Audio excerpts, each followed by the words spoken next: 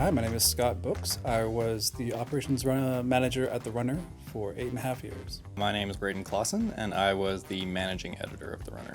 My name is Nicole Gonzalez Filos, and I became editor-in-chief in October of 2020. I'm Kyler Emerson, and my last role at The Runner was editor-in-chief. My name is Abby Luciano, and I'm the current editor-in-chief of The Runner.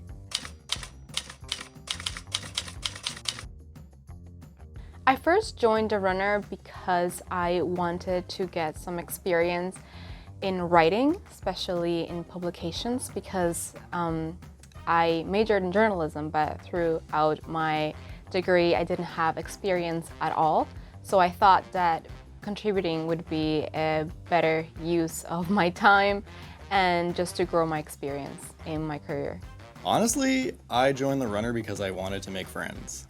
So I didn't feel like I was connecting with people in my classes very much, but I figured it'd be an easy way to meet people who were maybe like-minded and interested in art and doing stuff with the community. So I just walked into the office one day and sat down during a pitch meeting, and it was scary, like most people probably say. Also, Scott was kind of scary to me. He opened the door and I thought he was some kind of bouncer or a security guard or something. He was very serious looking, and I was like, oh, okay, what?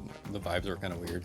But then I sat down and people were funny and we were talking about music and stuff like that, so it was great. I connected with everybody right away. There was an opening for the operations manager, and I was approached by the current editor-in-chief, or coordinating editors, we called them back then, and I applied for the role and I got the role.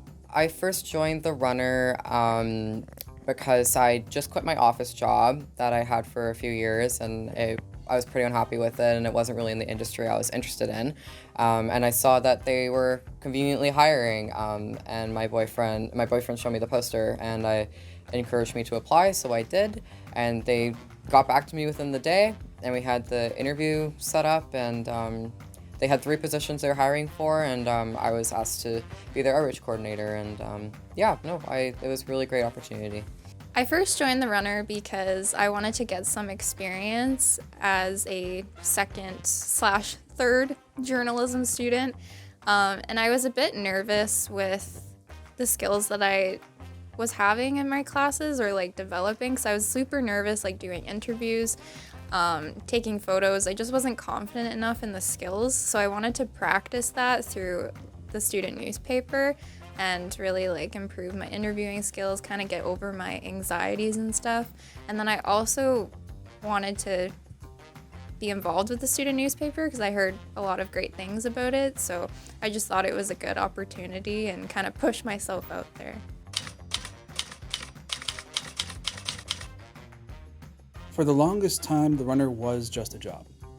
But over the years, I got to see it more as a training place for young professionals to really get the hands-on experience they need for their degree. Stuff that you can't get in the classroom, like actually meeting deadlines, working with interviewees, rescheduling, re-editing, getting told no. So it started off as a job, and it became a hands-on work experience that I think has changed a lot of people's lives. And to me, that's what I'd like to remember it as. It means a lot of things, but mostly it means community.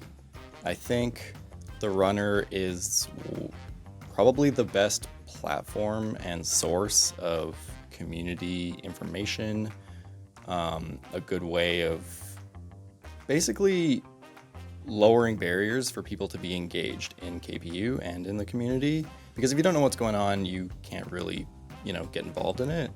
So yeah, I was always really proud of the fact that we could get any student, can contribute to the paper. We facilitate conversations between instructors and staff and other local community members, and just contribute to discourse and bring people together. I think The Runner means community. Not only community with the people who we have to give news to.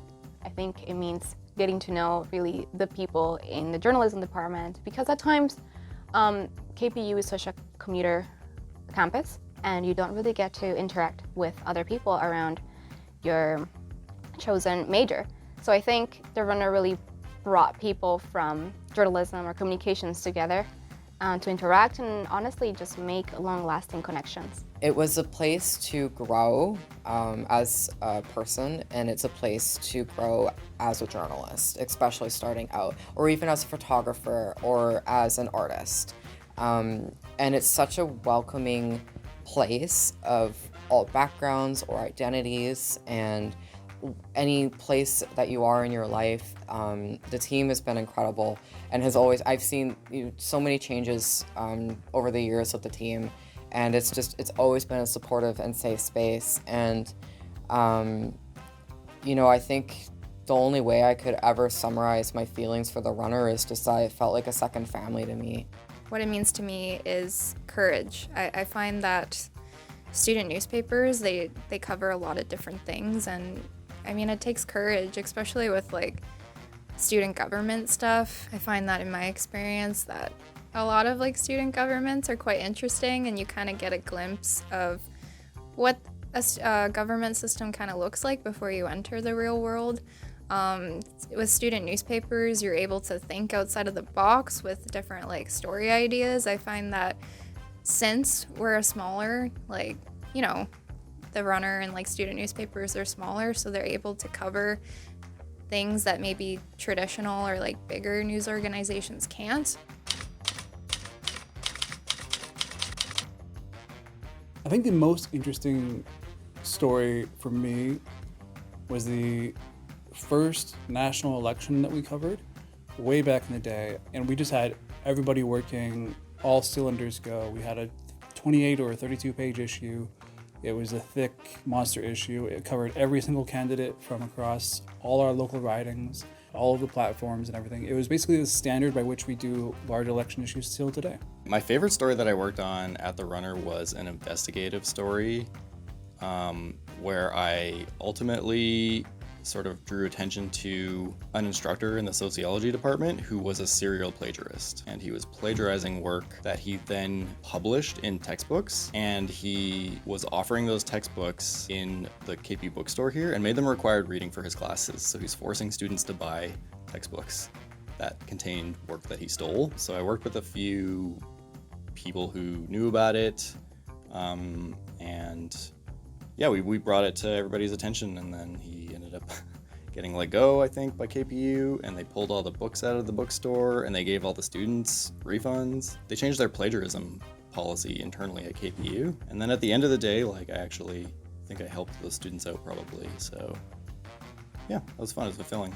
The most interesting story during my time at the Runner was when I read a report by the Canadian Institute for Climate Change, I think it was called. It was about adapting to the climate and basically more preparedness instead of responding. We have a very responsive system to climate disasters, which is very, very costly.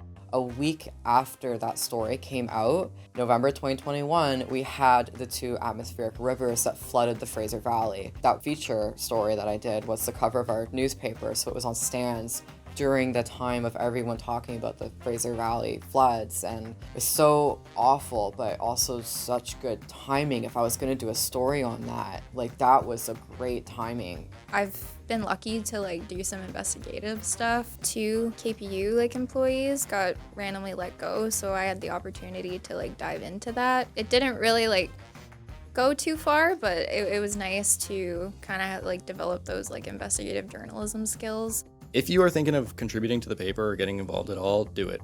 I can't promote it enough. It's been one of the most meaningful and interesting and wild experiences of my life. Student journalism is so important. It creates a place of community for students, and it invites people of all backgrounds to get writing experience and get published. It's just something incredible.